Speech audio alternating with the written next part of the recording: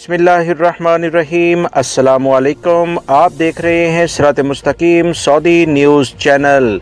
Saudi अरब में लाखों गैर मुल्की अफराद होम डिलीवरी से मुतल्लिका मुख्तलिफ मुलाजमतें हंगर, जहेज़, टोयो या मुख्तलिफ जो शोबाजात हैं उसमें करते नज़र आ रहे थे।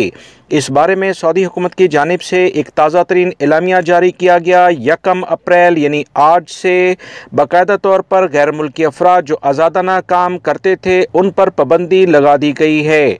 14 माह के दौरान इस पूरे सेटअप को मुकम्मल किया जाएगा। गैर मुल्की अफराद जो किसी शिरके के अलावा अपनी ID बनाकर सऊदी अरब में होम डिलीवरी से मुतल्लिका काम करते थे, आज से इन पर मुकम्मल तौर पर पाबंदी लगा दी गई है।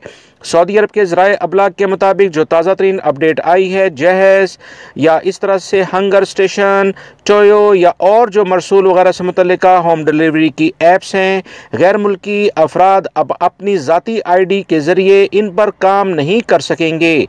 यूनिफॉर्म भी इन तमाम काम के लिए लाजमी करार दे दिया गया है। सऊदी अरब में सऊदी शहरियों से मुतल्लिका जो IDs हैं उस पर काम जारी रहेगा। मज़ीद जो इतलात आई हैं कि वो तमाम शिरके जिन पर नकल कफ़ाला कराया जाएगा वो इस बात की लाजमी यकीन दहानी कराएंगे कि जो भी गैर मुल्की अफराद मोटरसाइकिल पर इनके साथ काम करते हैं ये तमाम मोटरसाइकिलें नंबर प्लेट के साथ हों और सऊदी महकमा ट्रैफिक के साथ बाकायदा तौर पर रजिस्टर्ड हों। अगर ऐसा नहीं होगा तो इन शिरकों के खिलाफ भी कार्रवाई की जाएगी।